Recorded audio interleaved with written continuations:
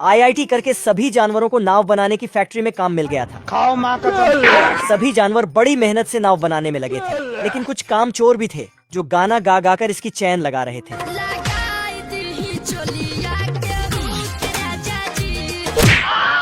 भाई साहब, ये बिलडोजर तो खतरनाक तरीके से इसके पुर्जों को कार्ड्स की तरफ फेंक कर चिपकाता है।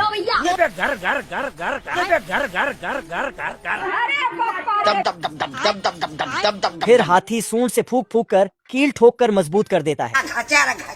गधा आरी से लड़की को काट रहा था और चूहा गैंडे से लड़की में छेद करवाता है, तो भालू अपने पिछवाड़े से इसे ठोक कर फिट कर देता है।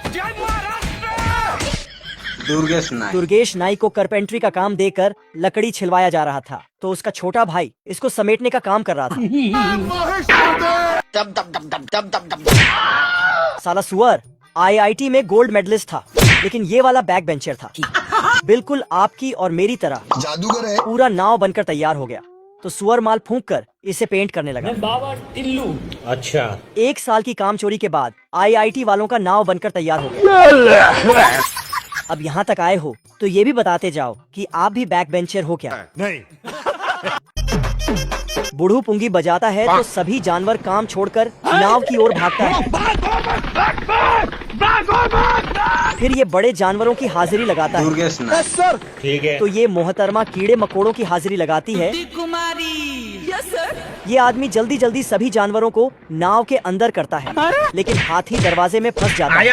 आजा। और ये साला अलसी गधा नाव पर चढ़ने में नाटक कर रहा था। तभी बिजली कड़कती है और इसके पिछवाड़े पर गिरती है। नाव सभी जानवरों को भरकर समंदर के उस पार ले जाने लगती है, लेकिन 2 गिलहरियां किनारे पर ही छूट जाती है। पर किसी तरह दोनों तैरकर नाव में चढ़ जाती है। आंधी तूफान बढ़ रहा था और जानवरों की फट के 4 हो रही थी। सुबह होते होते बारिश थम गई और सूरज निकल आया।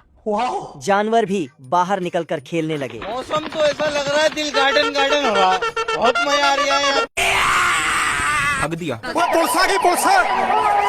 इतनी भयानक अनाउंसमेंट से पूरे कैंप में भगदड़ मच गई। महेश दल्ले और सोते हुए ऑफिसर की झट से नींद खुल गई।